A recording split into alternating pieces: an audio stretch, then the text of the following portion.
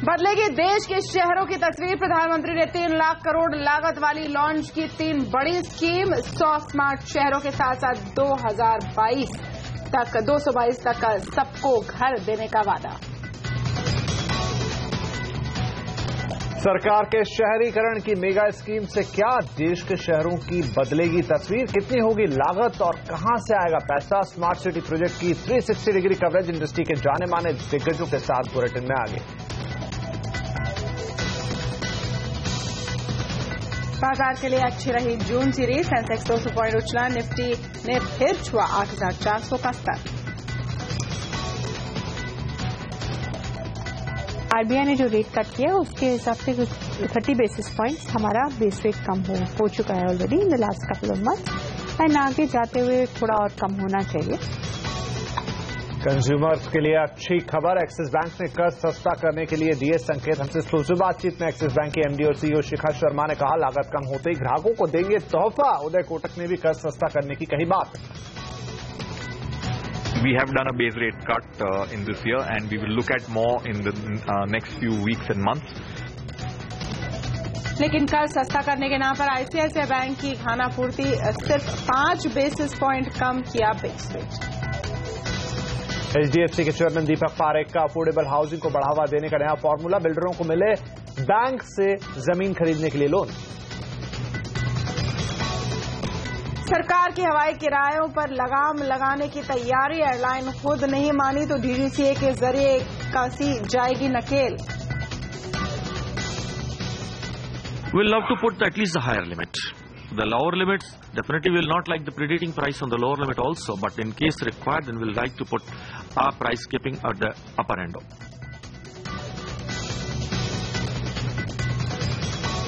और कांग्रेस के तीखे हमले के बाद बैकफुट पर आई सरकार। वसुंधरा ने माना दस्तावेजों पर दस्तखत उनके, लेकिन दोस्त की हैसियत की मदद। मीडिया पर लगाया छवि धूमिल करने का आरोप।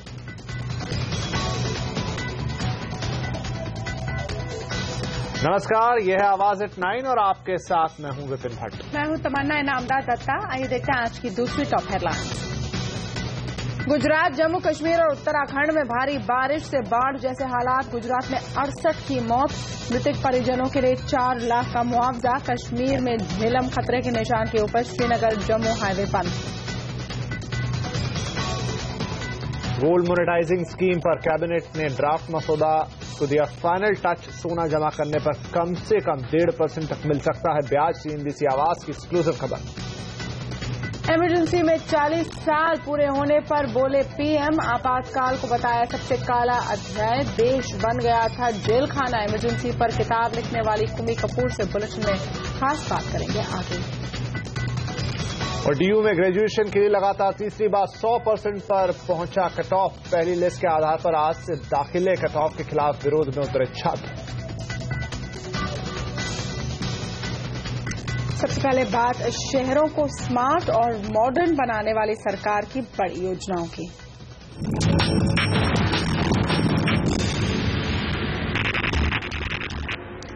प्रधानमंत्री नरेंद्र मोदी ने शहरों की शक्ल और सूरत पूरी तरह बदलने के लिए 3 महत्वाकांक्षी प्रोजेक्ट लॉन्च कर दिए हैं। स्मार्ट सिटी अमृत योजना और पीएम आवास योजना के जरिए सरकार का इरादा शहरों में आधुनिक सुविधाएं जल्द से जल्द पहुंचाना है।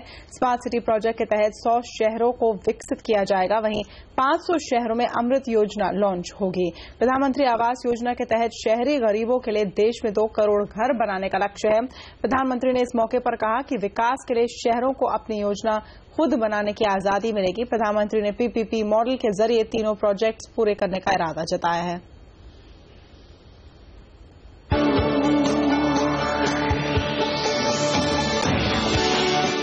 उन स्मार्ट सिटी जो बनेगी, ये पहली बार स्मार्ट सिटी की योजना ऐसी है कि जिसमें शहरों का निर्णय भारत सरकार नहीं करेगी। शहरों को स्मार्ट बनाने का निर्णय राज्य सरकार नहीं करेगी। शहरों को स्मार्ट बनाने का निर्णय वो शहर का नेतृत्व, वो शहर के नागरिक, वो शहर के म्युनिसिपैलिटी के लोग तय करेंगे। थोपा नहीं जाएगा। आवाज नीचे से उठनी चाहिए और इसलिए पहली बार हिंदुस्तान में चैलेंज रूट के आधार पर स्मार्ट सिटी बनाने का निर्णय किया है और जो शहर इस पैरामीटर को पूर्ति करेगा वो एंट्री पाएगा स्पर्धा में, फिर उसकी दूसरी एग्जाम देनी पड़ेगी, उसको पार करेगा तो सिलेक्ट होगा। जब सिलेक्ट होगा तो फिर भारत सरकार, राज्य सरकार मिल करके उस शहर की ताकत में साथ जोड़ करके उसको स्मार्ट सिटी बनाने की दिशा में आगे बढ़ेंगे।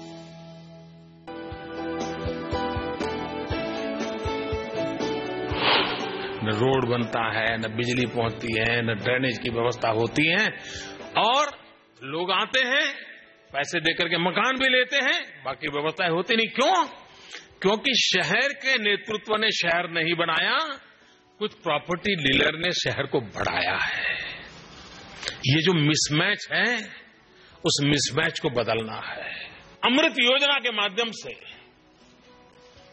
ये एक बदलाव चाहते हैं कि शहर खुद अपना सोचने लगे, शहर अपनी योजनाएं बनाने लगे और कहां जाना, कैसे जाना, उसका फैसला शहर करे।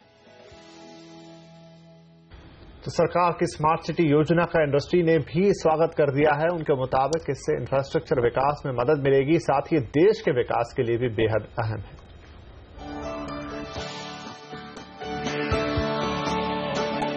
All three items of what was announced today are the most critical for future of India. Urbanization is happening in front of us. How will so many people live? Where will they work? Where will they walk? How will they travel? Where will they stay? And we have to, these three schemes are the most important schemes. Public-private partnerships work if they are well structured and well thought through. If they are not, there's always a challenge. So it's all about thinking through in advance, having the strategic architecture in place, and then the structure works. आज तक जितना लक्ष्य देना चाहिए वो दिया नहीं था। उन्होंने ये भी कहा अगर ये हम 25 साल पहले करते तो हमारे शहर दुनिया के सबसे अच्छे शहरों के बराबरी में आ जाते। तो ये सबसे महत्वपूर्ण चीज ये हुई है कि हम अभी अर्बनाइजेशन को अच्छा मानने शुरू कर दिए। आइडेंटिफाई कर दिए कि अफोर्डेबल हाउसिंग का लक्ष्य रखेंगे और हर एक को अपना घर देना चाहते हैं। तो मेरे अंदाज से जो रोल आउट करना चाहते थे वो अब शुरुआत हो गई है, लेकिन ग्राउंड लेवल पर काफी प्रॉब्लम्स हैं और वो भी मेरे अंदाज से धीरे धीरे उसके सुलझ का रास्ता निकलेंगे। और इंफ्रास्ट्रक्चर एक्सपर्ट और इंडस्ट्री के लोगों का मानना है कि स्मार्ट सिटी प्रोजेक्ट देश के विकास के लिए काफी अहम है, लेकिन जमीनी चुनौतियों और निवेश को लेकर सफाई जरूरी है। उनका कहना है कि आखिर इतने बड़े प्रोजेक्ट के लिए पैसा कहां से आएगा।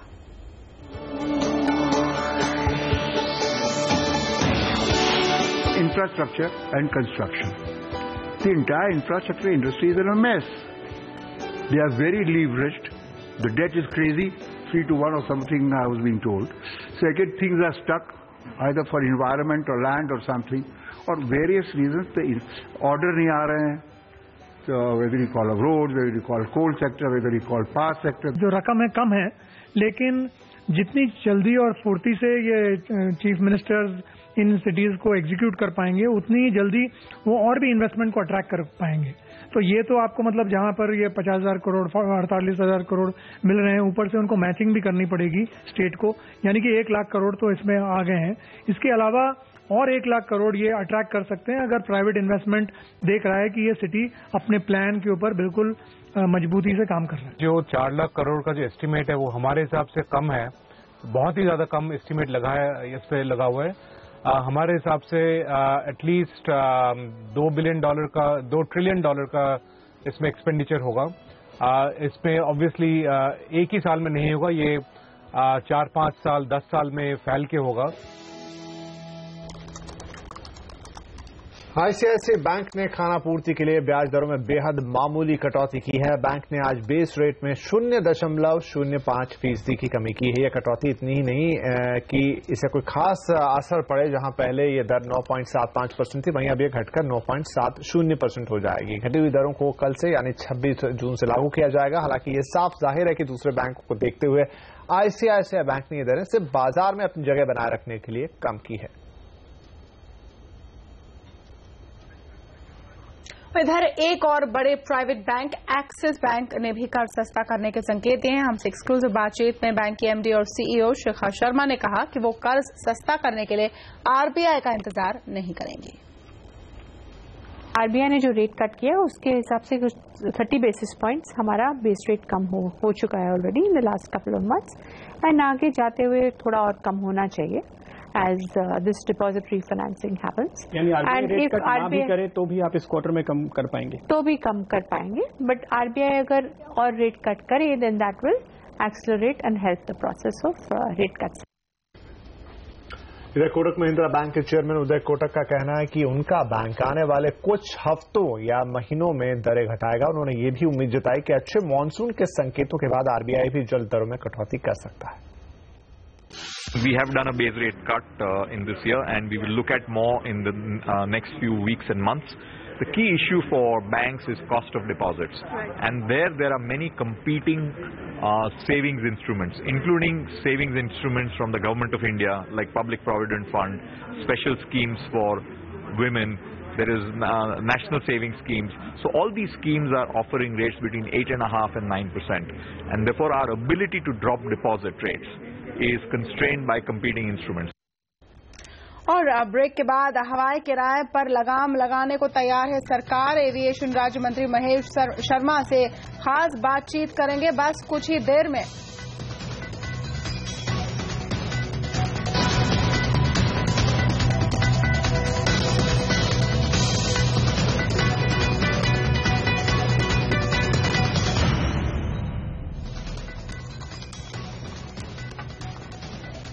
एयरलाइंस की ओर से मनमाने किराया वसूलने के खिलाफ सीएनबीसी आवाज की मुहिम का असर साफ तौर पर दिखा है। सरकार हवाई किराए पर लगाम लगाने जा रही है।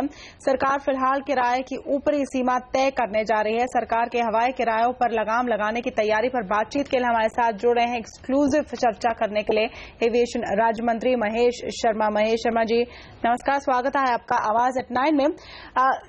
किस तरह से ये कैप किया जाएगा, क्योंकि जो आपका स्टेटमेंट में देख रही थी उसमें आप कह रहे हैं कि एक कंसेंसस बनाने की कोशिश की जाएगी एयरलाइन में, और अगर कंसेंसस नहीं बनी तब कैप लगाया जाएगा। ये पूरा मैकेनिज्म कैसे काम करेगा?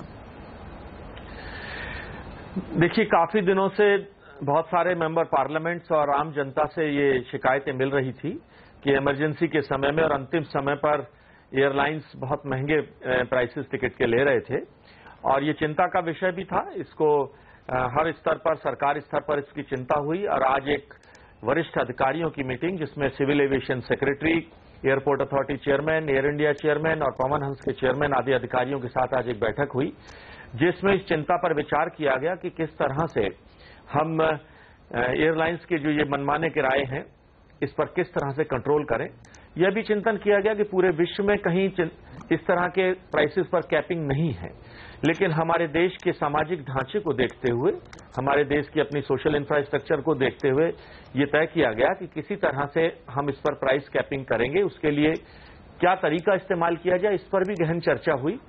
और इससे पहले मैं बता दूं कि आज से लगभग करीबन 1 माह पूर्व विभिन्न एयरलाइंस के चेयरमैन एंड सीईओ की एक बैठक की गई थी, जिसमें उनके सामने ये विचार रखा गया था कि ये जो इसका जो सोशलिस्ट इफेक्ट है वो उसका बहुत गलत रिजल्ट समाज के सामने जा रहा है कि एयरलाइंस मनमाना किराया वसूलती हैं इमरजेंसी के समय में। हालांकि वो जो टिकट्स जो इस तरह के प्राइसेस लेती हैं वो उनकी संख्या बहुत ज्यादा नहीं है, लेकिन फिर भी हमें मान के चलते हैं कि अंतिम समय में मजबूरी में अगर किसी के घर में कोई बीमार है या कोई युवा बच्चा इंटरव्यू देने जा रहा है और उससे कोई बहुत महंगा किराया वसूला जाए, तो मैं समझता हूं ये उचित नहीं है। और इस पर सरकार ने आज जो निर्णय लिया है कि हम किस दिशा में काम करेंगे, हमने अपने रेगुलेटर्स से भी बात करी, डीजीसीए से और इधर से भी, कि किस तरह से हमारी क्या क्या लीगल पावर्स हैं जिससे हम इन प्राइस को कैपिंग कर सकते हैं। हमारा पहला प्रयास होगा कि हम इसको सहमति से प्रयास करें। सभी एयरलाइंस से हमने रिक्वेस्ट करी भी है और उनसे कहा है कि वो कोई अपना मत बनाकर अगली मीटिंग पर हमारे साथ मंत्री जी, ये अगर तो आपस में सहमति बन जाती है। अपर कैप की बात हो गई, लेकिन क्योंकि एक दूसरा भी हम यहाँ चेहरा देखते हैं कि एक एयरलाइन सस्ते टिकट का ऐलान करती है और फिर देखा देखी सारी एयरलाइंस को ऐसा करना पड़ता है, तो क्या उसके लिए भी आप किसी तरह का मैकेनिज्म सोच रहे हैं, क्योंकि उससे कुल मिलाकर पूरी इंडस्ट्री पर असर आता है? देखिए, मैं इन प्रिंसिपल दोनों तरह के प्रीडिटिंग प्राइसेस के खिलाफ हूं। अगर कोई मान लीजिए किसी प्राइस की टिकट बेस प्राइस 10,000 रुपए है अब उस 10,000 की टिकट को 500 रुपए में बेचना भी उचित नहीं है, लेकिन उस 10,000 की टिकट को 35,000 रुपए में बेचना भी उचित नहीं है। ये एक तरह का मैं समझता हूं गैम्बलिंग गेम है, इसे मार्केट फोर्स कह सकते हैं। कुछ लोग जो मॉडर्न सोच वाले लोग हैं वो इसे मार्केट फोर्सेस से डिराइव्ड इकोनॉमी की बात करते हैं, लेकिन मार्केट फोर्सेस से इकोनॉमी ड्राइव हो और उसको इतना ना खींच दें कि या तो वे एयरलाइंस घाटे में जाएं या इस तरह से बदनामी मिले कि एयरलाइंस किसी तरह से मौके का फायदा उठाकर इस तरह से कीमतें वसूलती हैं। मैं दोनों तरह के कैपिंग के खेल बिल्कुल, लेकिन इसमें एक जो पेच है कि जहां सीएनबीसी आवाज खुद कह रहा है कि मनमानी नहीं चलेगी हवाई किरायों की और हम इतने ऊंचे किरायों के खिलाफ है, लेकिन ये भी निंदा हो सकती है कि एक ओपन मार्केट मैकेनिज्म पर नियंत्रण करने की कोशिश की जा रही है। सेक्टर खुला हुआ है और क्यों नहीं कोई भी कमर्शियल बिजनेस करने वाली कंपनी अपने खुद के दाम तय करे, उसमें सरकार का दखल क्यों होना चाहिए? देखिए, मैं आपकी बात से सहमत हूं कि मैंने स्वयं ही कहा कि विश्व में कहीं भी इस तरह की कैपिंग नहीं है, लेकिन विश्व का कैपिटल मार्केट, विश्व का खासतौर पर सिविल एविएशन इंडस्ट्री एक अलग तरह के मैकेनिज्म से चलता है। हमारे देश का सोशल स्ट्रक्चरिंग अलग है और मैं समझता हूं अंतिम समय के अंदर बहुत सारे लोग मजबूरीवश जब कभी टिकट खरीदते हैं, अगर इकोनॉमी ड्राइव टिकट परचेजिंग है तो हमें कोई दिक्कत नहीं है, लेकिन मजबूरी के अंदर अगर कोई टिकट खरीदता है और उस वक्त अगर ये प्राइस कैपिंग होती है, तो मैंने बहुत सारे, मैं कहूंगा 99% मेंबर पार्लियामेंट्स की राय ये थी कि प्रीडेटिंग प्राइस ऑफ टिकट पे कैपिंग होनी चाहिए। बस अब सवाल ये था कि जो लोअर एक चीज मंत्री जी, उसमें फिर ये तर्क होगा कि आपकी एक एयर इंडिया है जो सरकार चलाती है, आप उसमें लगाइए ना जो भी दाम आपको लगाना है। जो प्राइवेट प्लेयर अपना पैसा लगाकर आ रहे हैं तो क्यों नहीं? जी तमन्ना जी, मैं आपको बता दूं, ये भी हमारे पास एक तरीका है। हमारे पास 3 तरीके हैं। पहला तरीका है कि हम सहमति से टिकट कैपिंग करेंगे। दूसरा तरीका है हमारे पास डीजीसीए से रेगुलेटर है। तीसरा तरीका है हमारे पास अपना जो नेशनल कैरियर एयर इंडिया है। हमने जब नेपाल के अंदर हादसा हुआ, हमने प्राइस टिकटिंग वहां की फिक्स कर दी कि 4500 रुपए हम रखेंगे। आप समझिए कि उस विषय का फायदा उठाकर कोई भी प्राइवेट एयरलाइंस भी उस किराए को 4500-5000 से ऊपर नहीं ले जा पाई। अगर हम इसे ओपन मार्केट में छोड़ देते तो हो सकता है कुछ एयरलाइंस इसका उपयोग कर इसकी अपनी प्राइसेस इतनी हैवी रख देती कि हम हो सकता है शायद कुछ पत्रकार बंधुओं को भी वहां ना भेज पाते। जी हरीश शर्मा साहब, बहुत शुक्रिया हमसे बातचीत करने के लिए। तो यहां पर एविएशन मिनिस्टर कहते हुए कि ऊंचे हवाई किरायों पर उनकी नजर हो, आगे चल के इस पर कैपिंग लगाने की कोशिश कर रहे हैं, चाहे वो एयरलाइन की सहमति से हो या इसके लिए उनके पास जो अलग 2-3 मैकेनिज्म जिनका जिक्र उन्होंने किया उसके चलते। तो आगे देखेंगे कि किस तरह की हवाई किरायों में यहां पर अंतर आते हैं। आगे बढ़ेंगे। एचडीएफसी के चेयरमैन दीपक पारेख ने रियल एस्टेट प्रोजेक्ट में जमीन की बैंक फाइनेंस फिर से खोलने की अपील की है। पारेख ने कहा है कि अब वक्त आ गया है कि जमीन खरीदने के लिए बैंक से लोन पर लगी रोक को हटा लेना चाहिए। पारेख के मुताबिक अगर जमीन खरीदने के लिए कम ब्याज पर लोन मिलेगा तो बिल्डर भी सस्ते में घर बेच पाएंगे। उन्होंने कहा कि अगर कम से कम रिहायशी बिल्डिंगों के लिए जमीन खरीदने पर तो बैंक फाइनेंस मिलना ही चाहिए। 2006 में प्रॉपर्टी बबल के डर से आरबीआई ने जमीन की बैंक फाइनेंसिंग पर रोक लगा दी थी। और अब पारेख साहब का जो कहना है उसको कैसे देखा जाए, क्या ये करने का वक्त वाकई आ गया है? इस पर बात करने के लिए हमारे साथ है Amit Goenka, MD nieces finance के। अमित जी, पारेख साहब कह रहे हैं कि अब ये समय आ गया है कि आप जमीन खरीदने के लिए भी बैंक का सस्ता लोन, कंपैरेटिवली जो दूसरी जगह से लोन लेते हैं बिल्डर, उसके मुकाबले सस्ता लोन दें। पर पहले जब हमने देखा कि बहुत इस तरह की व्यवस्था थी, एफडीआई का पैसा आया तो उससे सिर्फ जमीनें खरीदी गई और उनकी होर्डिंग की गई, क्या ये खतरा अब भी नहीं होगा? बेशक विपिन जी, ये खतरा तो अब भी होगा और ज्यादा मात्रा में होगा, क्योंकि कुछ सालों में से 2006 के बाद बैंकों ने इस टाइप के लोन्स पर और लेंडिंग पर रोक लगाई और आईपीओ के बाद भी जब काफी बाजार गिरा और लोगों का नुकसान हुआ तो लोगों ने जमीनें खरीदने काफी हद तक बंद की थी और सिर्फ जो उनकी खपत के लिए उनको जरूरी थी उतनी जमीनें लेते थे जिनके लिए पैसा उपलब्ध हो जाता था प्राइवेट इक्विटी और कई अन्य तरीकों से। मगर अगर अब हम सस्ता पैसा लैंड के लिए दिलवाना शुरू करेंगे तो एक तो ऑलरेडी बैंकों पर 4 लाख करोड़ का रियल एस्टेट लोन का भार है, डेवलपर पर ये भार है जो चुका नहीं पा रहे हैं, जिसकी एवरग्रीनिंग हो रही है एनबीएफसीज और काफी अन्य तरीकों से, तो ये भार और बढ़ जाएगा जिनको सर्विस करना आज के तारीख में भी मुमकिन नहीं है। दूसरा, लैंड बैंकिंग वापस से शुरू हो जाएगी। कुछ हद तक अब थोड़ी जमीनों के दामों में कमी आनी शुरू हुई ही है और अगर वापस से सस्ते पैसे मिलने शुरू हो जाए तो मुझे लगता है ये वापस से एक रियल एस्टेट बबल फिर से उभरता दिखाई देगा। तो मुझे नहीं लगता कि इमीडिएटली हम कोई ऐसा कदम उठा सकते हैं जब तक कोई एक पॉजिटिव सेंटिमेंट नहीं उभरे, एक कंजम्पशन नहीं बढ़े। ये कंजम्पशन के लिए जरूरी है, मगर अभी कंजम्पशन है ही नहीं। जी, आप बने रहिए हमारे साथ अमित गोयनका जी। आज खुद प्रधानमंत्री ने बिल्डरों की छवि पर भी सवाल उठाए हैं। उन्होंने कहा कि रियल एस्टेट में पारदर्शिता नहीं है और उनकी सरकार उपभोक्ताओं की सुरक्षा को लेकर काफी गंभीर है और उनकी कोशिश होगी कि इस सत्र में रियल एस्टेट बिल पास किया जाएगा। उनकी छवि काफी गिरी हुई है और गरीब आदमी अपने जिंदगी की पूरी पैसा उसमें लगाता है ना, उसके जीवन का वो एक ही घटना होती है और फिर वो जब लूट जाता है तो उसका तो सब लूट जाता है। एक छोटे छोटे गरीब कंज्यूमर को प्रोटेक्ट करने के लिए संसद में कानून लाया गया है जो आने वाले सत्र में पारित होगा। तो हम विकास चाहते हैं, हर को जोड़ना भी चाहते हैं, लेकिन साथ साथ हम सामान्य नागरिक की आवश्यकताओं की पूर्ति को भी ध्यान देना चाहते हैं। काफी एक सिग्निफिकेंट बयान है अमित गोयनका जी प्रधानमंत्री की तरफ से आते हुए, और इसमें आपका क्या कमेंट है कि बिल्डरों की छवि खराब है, कुछ क्वार्टर्स में है भी, और अब कंज्यूमर के प्रोटेक्शन पर भी ध्यान देना जरूरी हो गया है? इसमें तो दो राय हो ही नहीं सकती तमन्ना जी की बिल्डरों की छवि काफी हद तक खराब हो चुकी है, जिसके लिए कई सारी उपलब्धियां करने की सरकारों ने कोशिश की है। जो रेरा या रेगुलेटरी बिल है ये काफी लंबे अरसे से अटका हुआ है और इसकी डेफिनेटली जरूरत है। ये सारी इंडस्ट्री बॉडियों ने माना है कि एक रेगुलेटरी बॉडी की जरूरत है, क्योंकि एक कंज्यूमर प्रोडक्ट है और जैसे सारे कंज्यूमर प्रोडक्ट्स को एक रेगुलेटर की जरूरत है, इसको भी जरूरत होगी। उसके अलावा कई सारे फास्ट ट्रैक कोर्ट्स और बाकी अन्य कानूनी उपलब्धियां करने की कई सरकारों ने बात की है। तो इसमें दो राय नहीं है कि जब अगर कोई प्रोजेक्ट ठीक ठाक चल पड़ता है तो उसकी जो अक्रूवल्स है या उससे जो आमदनी आती है उसको कहीं और लैंड खरीदने में या कहीं और उसको पैसे की उपलब्धि जो है वो कहीं और यूज हो जाती है। तो इसके लिए एक डेफिनेटली एक रेगुलेटर, क्योंकि कंज्यूमर प्रोडक्ट है तो उसको एक दिशा देने की, एक उसको रेगुलेट करने की डेफिनेटली जरूरत है।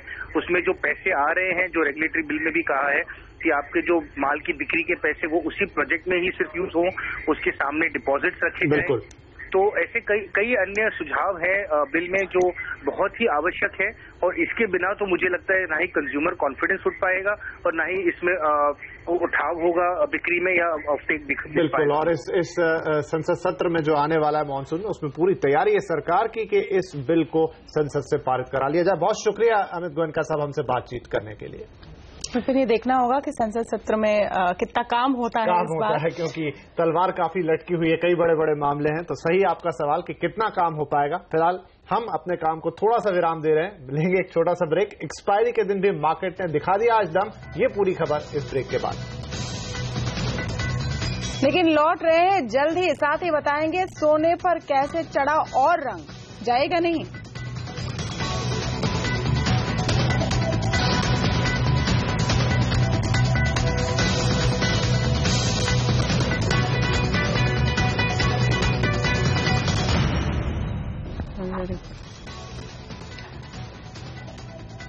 ग्रीस संकट गहराता जा रहा है। आज यूरो ग्रुप की हुई बैठक से क्या खास बातें निकलकर सामने आई हैं, जानने के लिए अब हम बात करेंगे अपने सहयोगी हेमंत घई से। तो हेमंत, आज क्या खास बातें निकलकर आई इस बैठक से? क्या कोई हल निकलता हुआ दिख रहा है ग्रीस के संकट का? यहाँ क्रेडिटर्स और ग्रीस के बीच में अभी भी तनातनी बनी हुई है। जो प्रस्ताव ग्रीस ने दिए थे वो क्रेडिटर्स को अभी भी मंजूर नहीं है और इसके ऊपर आज भी एक इम्पॉर्टेंट बैठक हुई जिसका कोई भी फैसला नहीं हुआ। काफी लंबी नेगोशिएशन आज भी चली, कई बार नए प्रस्ताव भी मांगे गए ग्रीस से। लेकिन आप देखिए जिस तरह से अब ये मामला शनिवार तक टलता हुआ नजर आया है। एक बैठक शायद शनिवार को फिर से होगी, उसमें हो सकता है एक फैसला निकल कर आ जाए, एक नेगोशिएशन हो जाए। लेकिन टफ नेगोशिएशंस के राउंड्स आप देखिए इस पूरे हफ्ते चलते रहे हैं। लेकिन जो आवाजें आ रही हैं, जो साउंड्स आ रही हैं वहां से, वो ये भरोसा जरूर जता रही हैं कि शायद शनिवार रविवार तक कोई ना कोई हल जरूर निकल कर आए। बेल्जियम के प्रधानमंत्री कह रहे हैं कि सिचुएशन काफी मुश्किल है लेकिन डिफिकल्ट है, लेकिन फिर भी उनको लगता है कि एक फैसला जरूर हो जाएगा, एक हल जरूर इस मुश्किल का निकलेगा। इवन ग्रीक के प्रधानमंत्री भी वो कह रहे हैं कि एक कॉम्प्रोमाइज सॉल्यूशन इसका निकल जाएगा और वो कन्विंस्ड हैं कि एक डील जरूर हो जाएगी। फ्रांस के प्रेसिडेंट का भी यही कहना है कि एक डील जल्द फैसला हो जाएगा। जो भी जो मुखिया हैं उन देशों के, उनकी तरफ से जो इस बैठक में शामिल हैं, उनकी तरफ से यही बयान आ रहे हैं कि डूबने नहीं देंगे ग्रीक को, कोई ना कोई फैसला जरूर निकल कर आएगा। तो अब अगली होप है इस शनिवार की होने वाली बैठक पर। जी बिल्कुल, शुक्रिया हेमंत। और एक्सपायरी के दिन बाजार आज तेजी के साथ बंद होने में कामयाब रहे। सेंसेक्स जहां 166 पॉइंट चढ़कर बंद हुआ, वहीं निफ्टी भी 8,400 के करीब पहुंच गया। मिड कैप और बैंक निफ्टी भी मजबूती के साथ बंद हुए। बाजार के बूस्टर डोज मिले हैं आज इंफ्रा और कैपिटल गुड्स में आई तेजी से। दरअसल स्मार्ट सिटी के ऐलान के बाद इन शेयरों में तेजी देखने को मिली है। बाजार का पूरा हाल अब बता रहे हमारे मार्केट डायरेक्टर अनंत सिंह जी। बाजारों ने आज शांत शुरुआत की 8,350 के आसपास निफ्टी पर, और पहला हाफ देखिए सेंसेक्स और निफ्टी में बेहद टाइट रेंज में सीमित दायरे में उतार चढ़ाव के बीच कारोबार होता हुआ दिखा। लेकिन आखिरी 1-1.5 घंटे में बाजार ने फिर से रफ्तार पकड़ने का काम किया और धीरे धीरे एक्सपायरी की जो शॉर्ट कवरिंग थी वो बाजारों में हावी होती दिखी और फाइनली 8,400 के अहम लेवल के आसपास निफ्टी ने क्लोज दिया, जो कि सीरीज के हाईएस्ट लेवल के आसपास का कहा जा सकता है। 0.5% के गेंस सेंसेक्स और निफ्टी में आते हुए दिखे, काफी अच्छे कहे जा सकते हैं। मिड कैप और स्मॉल कैप शेयरों में भी तेजी का रुझान था आज बरकरार और वहां पर भी खरीदारी होती दिखी। खासतौर से मिड कैप इंडेक्स में देखिए आखिरी आधे घंटे में तगड़ा उछाल यहां पर आते हुए दिखा। बैंक निफ्टी पर नजर डालिए, यहां से लीडरशिप आती हुई दिखी और बैंक निफ्टी सेंसेक्स निफ्टी के मुकाबले में ज्यादा मजबूत था। आज 0.5% के आसपास के गेंस यहां बने और यही वजह थी कि बढ़ने वाले शेयरों की तादाद ज्यादा बेहतर थी आज कमजोर शेयरों के मुकाबले में। फाइनली बंद होते होते यहां पर सिचुएशन इंप्रूव होती हुई दिखी है, लगभग बराबरी का मामला कहा जा सकता है। वॉल्यूम्स एक्सपायरी के दिन जनरली आप उम्मीद करते हैं कि भारी भरकम होंगे और 7.25 लाख करोड़ के आसपास का कारोबार आज दर्ज हुआ। चूंकि स्मार्ट सिटी का योजनाओं का ऐलान जो किया गया उसके बाद आज कई सेक्टर्स एक्शन में थे।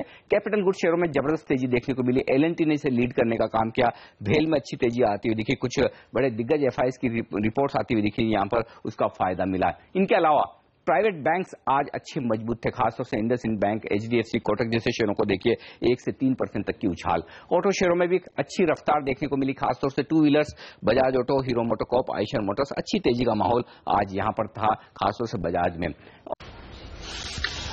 गोल्ड मोनेटाइजेशन स्कीम के तहत गोल्ड जमा करने पर कम से कम 1.5% ब्याज अब मिल सकता है। सीएनबीसी आवाज को मिली एक्सक्लूसिव जानकारी के मुताबिक वित्त मंत्रालय ने स्कीम के कैबिनेट ड्राफ्ट मसौदे को अंतिम रूप दे दिया है। इस ड्राफ्ट मसौदे में और क्या है कुछ खास बता रहे हैं लक्ष्मण रॉय।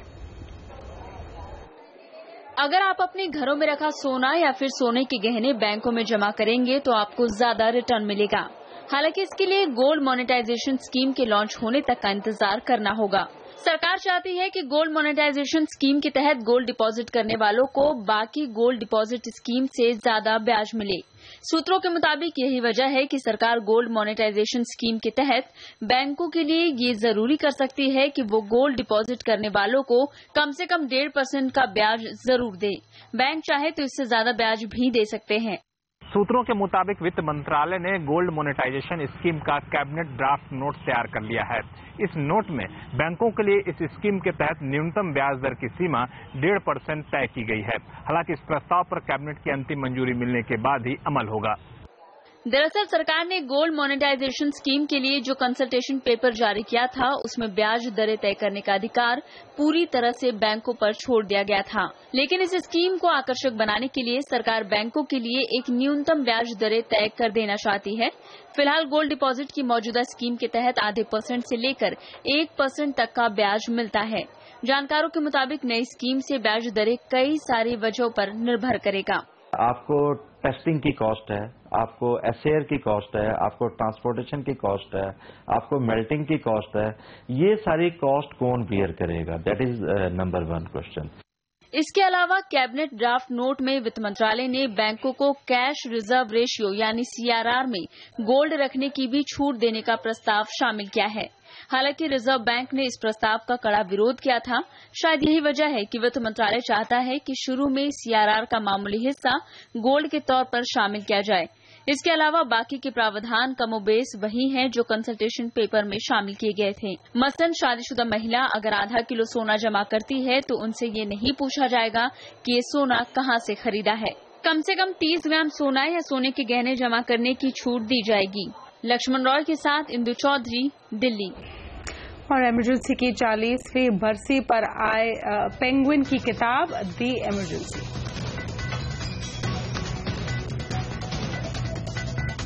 करेंगे इस किताब की राइटर वरिष्ठ पत्रकार कुमी कपूर से खास बातचीत इस छोटे से ब्रेक के बाद।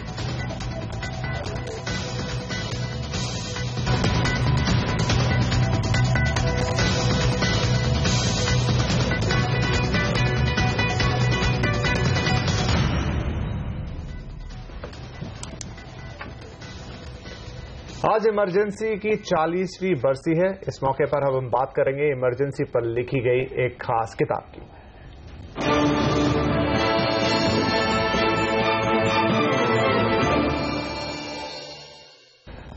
तो इमरजेंसी को देश के इतिहास में काले पन्ने की तरह देखा जाता है। वैसे तो इमरजेंसी पर वक्त वक्त पर बहुत कुछ सुना और कहा जाता रहा है, लेकिन लंबे वक्त बाद इस पर कोई किताब प्रकाशित हुई है। द इमरजेंसी, इस किताब को लिखा है वरिष्ठ पत्रकार कुमी कपूर ने। तो क्या है इस किताब में खास, इस पर बातचीत करने के लिए अब हमारे साथ मौजूद है खुद कुमी कपूर और उनके पति वीरेंद्र कपूर, जो खुद भी वरिष्ठ पत्रकार रहे हैं। आप दोनों का बहुत स्वागत है। कुमी जी, तो जब आप ये किताब लिख रही थी या लिखने के लिए आपके पास ऑफर आया, तो क्या था आपके मन में, इतनी पुरानी बात कैसे उकेरेंगी पन्नों पर दोबारा?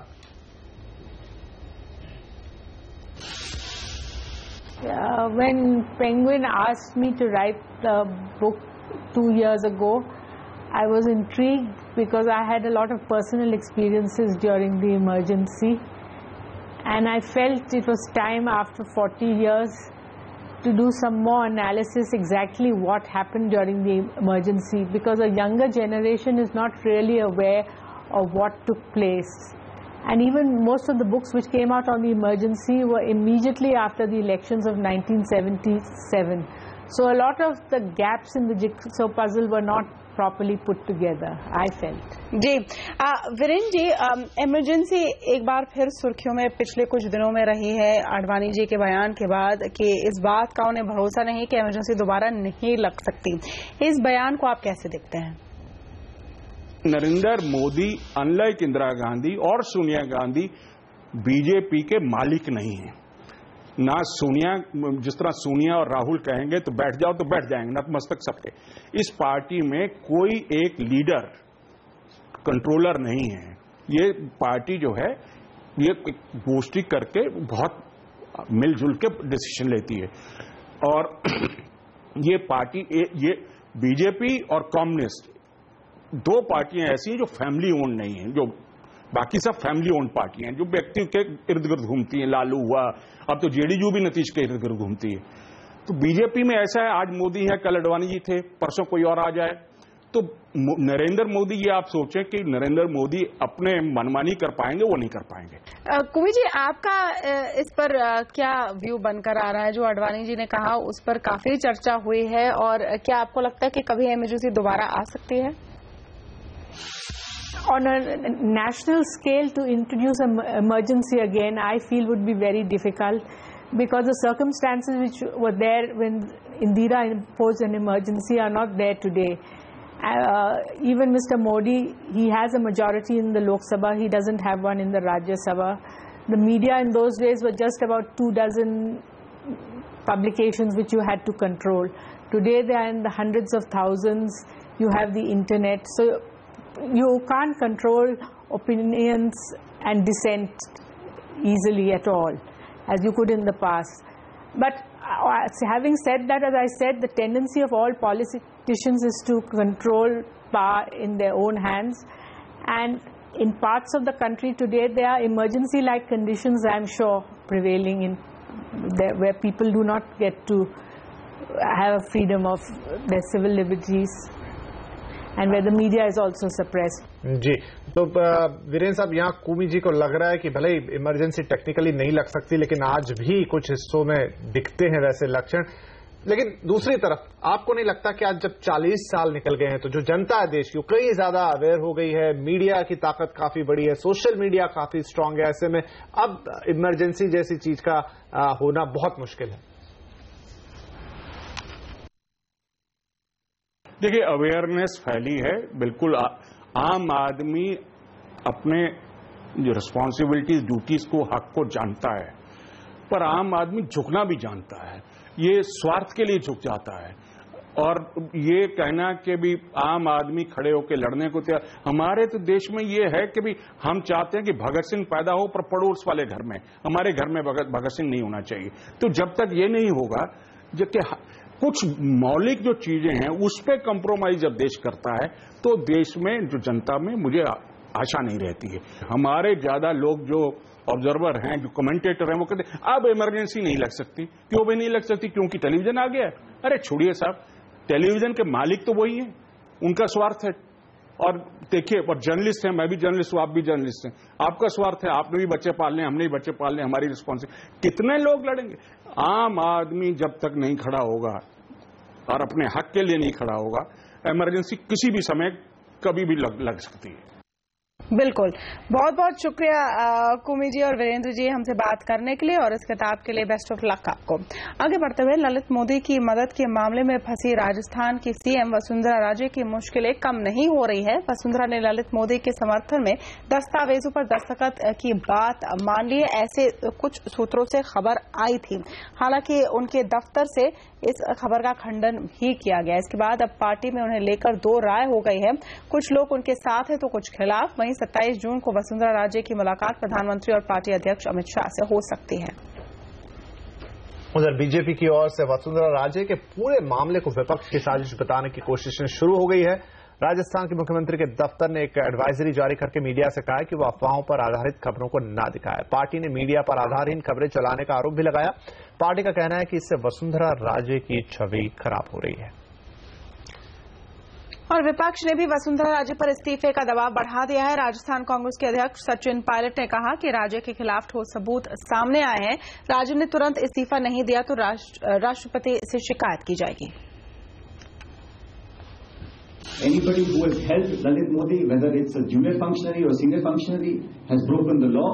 The Congress party has sought resignations of not only the foreign minister, chief minister of Rajasthan. अगर इस पर कार्रवाई नहीं करी गई तो प्रजातांत्रिक तरीके से, लोकतांत्रिक तरीके से, गांधीवादी तरीके से हम पूरे प्रदेश में आंदोलन करेंगे और जरूरत पड़ने पर हम गवर्नर साहब के पास भी जाएंगे, महामहिम राष्ट्रपति के पास भी जाएंगे।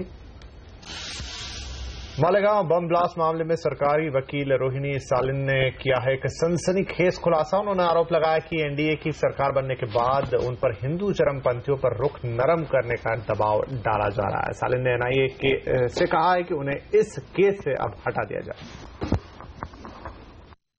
Whatever is written in the Indian Express is the words. Ma'am, could you repeat? I don't want to elaborate because whatever I have given. और लेंगे एक छोटा सा ब्रेक के बाद सीएनबीसी आवाज की खास series future cities of India में आज लेकर चलेंगे आपको गुजरात के भावनगर में।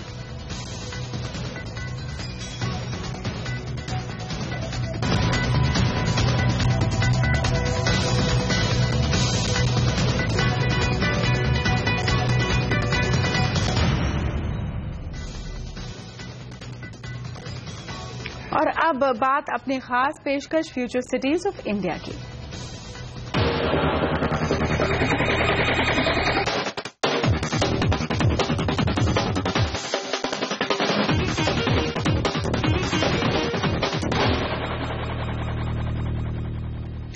फ्यूचर सिटीज ऑफ इंडिया में हम इन दिनों बात कर रहे हैं गुजरात की सांस्कृतिक राजधानी भावनगर की। कैसा है भावनगर में इंडस्ट्री और रोजगार का हाल, आइए देखते हैं। गुजरात में इंडस्ट्रीज के नाम पर अहमदाबाद, जामनगर, सूरत, वडोदरा जैसे शहरों का नाम सबसे पहले दिमाग में आता है।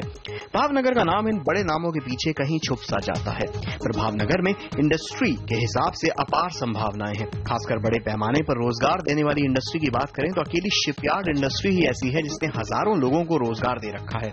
यहाँ तक कि स्टॉक मार्केट में निवेश के मामले में भी भावनगर काफी आगे है।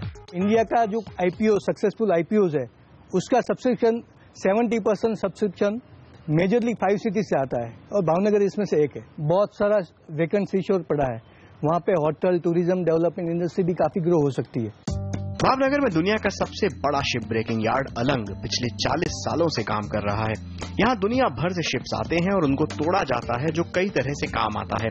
भावनगर में शिप तोड़े ही नहीं बल्कि बनाए भी जाते हैं। हिंदुस्तान की कुल रिक्वायरमेंट है उसका 8%।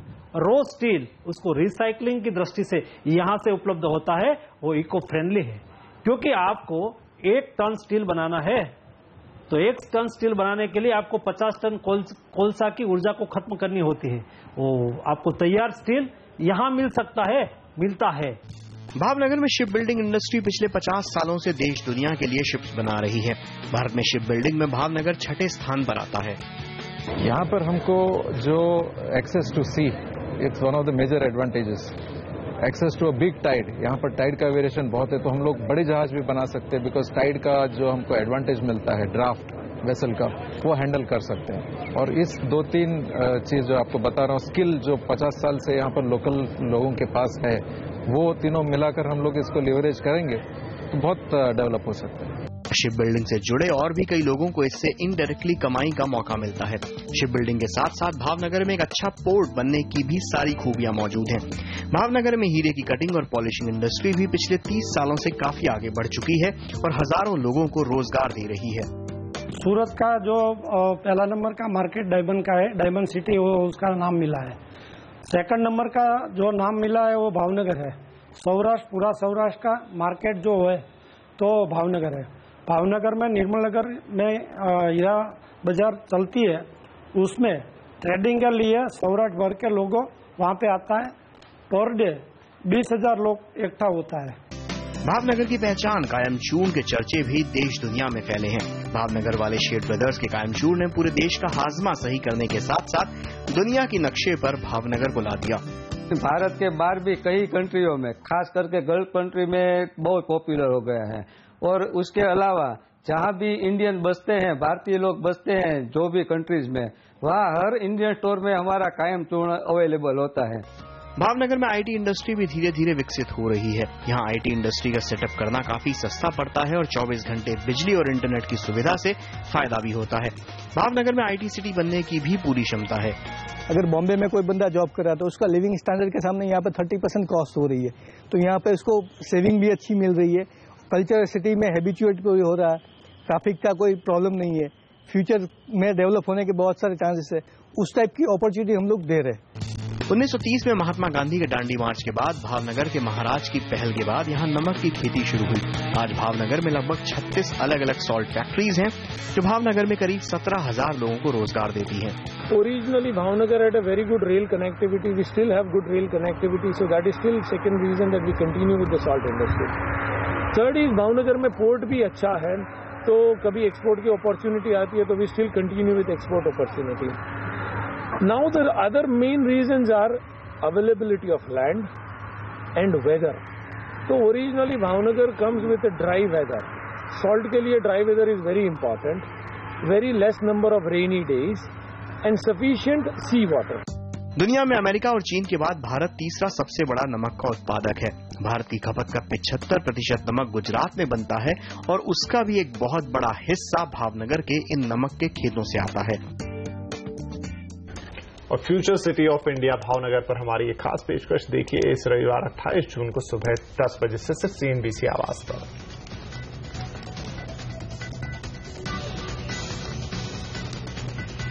और अब एक झलक टेक्नोलॉजी के उस पहलू की जिसने लाखों लोगों की जिंदगी बदल दी है और उसका फायदा आम लोगों को भी मिल रहा है। हम बात कर रहे हैं ऐप बेस्ड टैक्सी सर्विस की।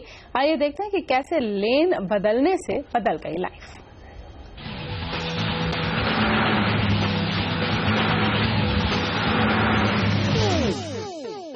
मेरा नाम पिंकी रानी शर्मा है और मैं ओला कैब की ड्राइवर हूँ। मेरा नाम गुरशरण सिंह है। मेरा नाम जमरुद परवीन है। मुझे यहाँ पे आके पूरा एक फ्रीडम मिला है कि मैं अपनी मर्जी से, अपनी चॉइस से मैं गाड़ी चला सकती हूँ टाइमिंग के अकॉर्डिंग, और मैं इसमें अपनी और अपने बच्चों की जरूरतें पूरी कर सकती हूँ। 12 घंटे ड्यूटी करने के बाद मैं अपनी फैमिली के साथ जाके मिक्सअप हो सकता हूँ।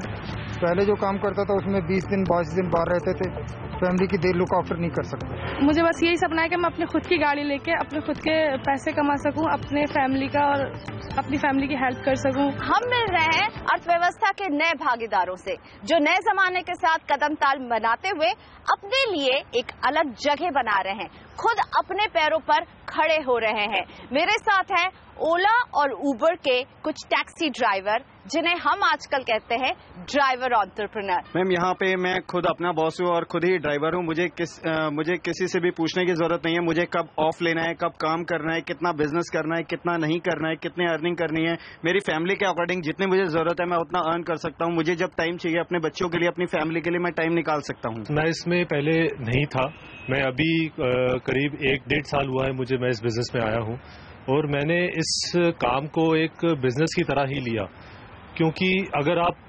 प्रैक्टिकली, अगर आप असलियत में बिजनेसमैन की तरह सोचे तो ये एक बहुत अच्छा बिजनेस है जिसमें रिटर्न बहुत ज्यादा अच्छे हैं। पहले मैं जो काम करता था महीने में 20 दिन 15 दिन out of station, from Delhi से बाहर, फैमिली से बाहर। जब से ओला ज्वाइन किया 12 घंटे ड्यूटी करते हैं, शाम तक अपने फैमिली के साथ जाके एंजॉय करते हैं। फैमिली भी खुश, हम भी खुश। कमाई में भी फर्क पड़ा है? नेचुरली कमाई में बहुत फर्क पड़ा है। इसमें ये है भी सुबह मॉर्निंग में निकलते हैं, शाम को जितना भी हो सारा अपना लेके अपने घर पे चले जाते और बच जाता है पैसा? मैक्सिमम बचता है। नियर अबाउट मैं कमाता हूँ महीने का 80 to 90 हज़ार। तो रनित, ये बताइए, आपका होलसेल का बिजनेस रहा था, वो अब आपकी वाइफ कर रही है, आप इसमें हैं, तो क्या कभी आपको ये लगता है कि ड्राइवर मैं बनूं या ना बनूं? कभी इस तरह के सवाल आए थे? क्योंकि ड्राइवर को हमेशा देखा जाता है कि ड्राइवर ये क्या नौकरी हुई या ये क्या काम हुआ, ये कभी आपको सामना करना पड़ा है इस तरह के हेजिटेशन का? यस मैम, शुरू में ऐसा प्रॉब्लम हुआ था, मुझे खुद फील हुआ था, बट जब इनकम और जहां तक बिजनेस की बात है, अगर एक्सपैंड करने की बात है, तो आई डोंट थिंक सो कि शर्म या इसमें कोई बुरा मानने वाली या छोटा समझने वाली बात नहीं है। आप लोग सभी अपने बिजनेस को एक्सपैंड करना चाहते हैं। मैं अपने घर वालों को इस बात से बोल सकती हूँ कि मैं अपना खुद कमा रही हूँ, मैं किसी के आगे हाथ तो नहीं फैला रही। ये ड्राइवर्स आसमान छूना चाहते हैं, उसकी चाहत रखते हैं। अभी शायद एक गाड़ी इनके पास है, अपनी फ्लीट को बढ़ाना चाहते हैं, एक्सपैंड करना चाहते हैं, लेकिन इनके रास्ते अभी कई स्पीड ब्रेकर्स भी आ रहे हैं। तो पॉलिसी मेकर्स को सोचना होगा कि इन स्पीड ब्रेकर्स को कैसे कम किया जाए और इनकी राइड को स्मूथ बनाया जाए।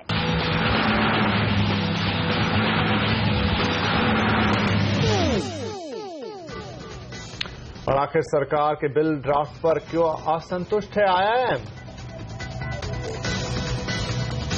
और क्या है सरकार की ई हॉस्पिटल सेवा? देखिए ये सब बस कुछ ही देर में।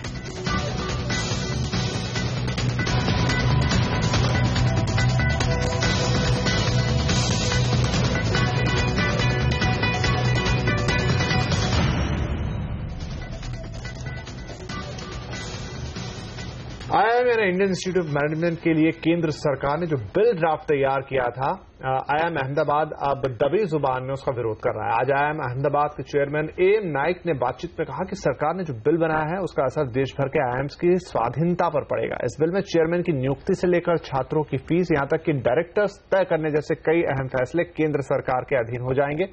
नाइक ने यह भी कहा कि इस बिल में कई तरह के बदलाव करने की जरूरत है। ये जो नया ड्राफ्ट आ चुका है और जो वेबसाइट पर रखा गया है, आप भी पढ़ सकते हो, आपको भी पता चलेगा कि इसमें इंस्टीट्यूशन के फायदे में, स्टूडेंट के लाभ के लिए ये ड्राफ्ट बिल आना चाहिए कि नहीं। तो इसके अंदर बहुत कंट्रोल लिखा हुआ है, रेगुलेशन बहुत है, एंड अगर हम इस तरह चलेंगे तो इंस्टीट्यूशन शायद इधर खाली ऑपरेटिंग सेंटर बन जाएगा। प्रधानमंत्री नरेंद्र मोदी के ड्रीम प्रोजेक्ट्स में एक स्वच्छ भारत अभियान के अगले चरण में कॉर्पोरेट सेक्टर की बड़ी भूमिका होने जा रही है। आज इंडस्ट्री बॉडी फिक्की ने सरकार के इस प्रोजेक्ट में हाथ बटाने के मकसद से इंडिया सैनिटेशन कोलिशन लॉन्च किया है। केंद्र सरकार इस अभियान में अब तक हुए काम की समीक्षा के बाद इसे नए चरण में ले जाने की तैयारी कर रही है। 2 अक्टूबर 2014 को लॉन्च हुए स्वच्छ भारत अभियान को हकीकत में बदलने के लिए एनडीए सरकार इस पर काम तेज करने जा रही है। इस अभियान के तहत 2019 तक देश में 11 करोड़ शौचालय बनाने हैं ताकि खुले में शौच की मजबूरी को खत्म किया जा सके। हालांकि पिछले साल भर में इस प्रोजेक्ट के तहत सिर्फ 49 लाख शौचालय ही बन सके हैं। इसे देखते हुए सरकार ने स्वच्छ भारत अभियान के अगले चरण में कॉर्पोरेट सेक्टर और एनजीओ को बड़ी जिम्मेदारी सौंपने का मन बनाया है। कॉर्पोरेट इंडिया भी बढ़ चढ़कर इस अभियान में सरकार का साथ दे रहा है। इसी सिलसिले में आज फिक्की ने इंडिया सैनिटेशन कोलिशन लॉन्च किया। जो हमारे प्लेयर्स हैं, नॉट फॉर प्रॉफिट्स हों या कॉर्पोरेट्स हों, गवर्नमेंट और दूसरी तरफ जो डोनर्स हों, सब अपने काम जो कर रहे हैं अलग अलग कर रहे हैं, और जो कोलैबोरेशन होना चाहिए, शेयरिंग होना चाहिए इंफॉर्मेशन का, वो नहीं हो रहा है। तो ये कोलिशन इसीलिए हमने क्रिएट किया है। इंडिया सैनिटेशन कोलिशन का मकसद सैनिटेशन से जुड़े सभी सेक्टर होल्डरों को एक साथ लाकर स्वच्छता अभियान को मजबूती देना है। लेकिन इस कोलिशन में सरकार और कॉर्पोरेट्स के अलावा सिविल सोसाइटी ग्रुप, मीडिया और फाइनेंशियल इंस्टीट्यूशंस के प्रतिनिधि और एक्सपर्ट भी शामिल होंगे। सरकार चाहती है कि बड़ी कंपनियां इस अभियान के तहत गांवों को गोद लें और सफाई कर्मियों की ट्रेनिंग जैसे काम में सहयोग दें। साथ ही सामुदायिक शौचालयों के मेंटेनेंस की जिम्मेदारी को भी संभालें। हमारा एक्सपीरियंस ये है कि हमने पहले पंचायतों को दिया था ये काम, लेकिन पंचायतें उसको उतने अच्छे तरीके से कर नहीं सकी, क्योंकि ये माइंडसेट की भी बात है। अब हमने कॉर्पोरेट सेक्टर को भी ये कहा है कि आप कुछ ऐसे डिस्ट्रिक्ट सेलेक्ट कर लें या ब्लॉक सेलेक्ट कर लें जिसमें आप उसका जो आप बोल रहे हैं उसकी मेंटेनेंस की बात रहे। सरकार स्वच्छ भारत अभियान की वेबसाइट कॉर्पोरेट सेक्टर के लिए बनाने जा रही है, जहां कंपनियों के काम का डेटाबेस मौजूद होगा। साथ ही मंत्रालय में एक स्पेशल कॉर्पोरेट फैसिलिटेशन डेस्क भी बनाया जाएगा। स्वच्छ भारत अभियान पर नीति आयोग की सब कमेटी भी अगस्त 2015 तक अपनी रिपोर्ट सरकार को सौंप देगी, जिसके बाद इस अभियान के अगले चरण पर काम तेज किया जाएगा। रोहन सिंह, दिल्ली। डिजिटल इंडिया की महत्वाकांक्षी योजना के तहत जल्द ही दूर दराज के गांव में भी लोगों को बेहतर इलाज मिल सकेगा। इसके लिए सरकार ई हॉस्पिटल सेवा शुरू करने जा रही है। योजना के मुताबिक सरकारी कॉमन सर्विस सेंटर में अपोलो के डॉक्टर्स ऑनलाइन चिकित्सा सेवा देंगे। डिजिटल इंडिया के दायरे में अब स्वास्थ्य सेवाओं को लाया जा रहा है। 1 जुलाई को आधिकारिक रूप से प्रधानमंत्री नरेंद्र मोदी ई हॉस्पिटल और टेलीमेडिसिन जैसी योजनाओं का ऐलान करेंगे। सूत्रों के मुताबिक ई हॉस्पिटल सर्विस शुरू करने के लिए सरकार ने अपोलो हॉस्पिटल से करार किया है। करार के तहत देश के सभी कॉमन सर्विस सेंटर्स में अपोलो के डॉक्टर लोगों को चिकित्सा सलाह देंगे। शुरुआती चरण में सर्विस देश भर में फैले 2 लाख कॉमन सर्विस सेंटर्स में से 60,000 में मिलेगी।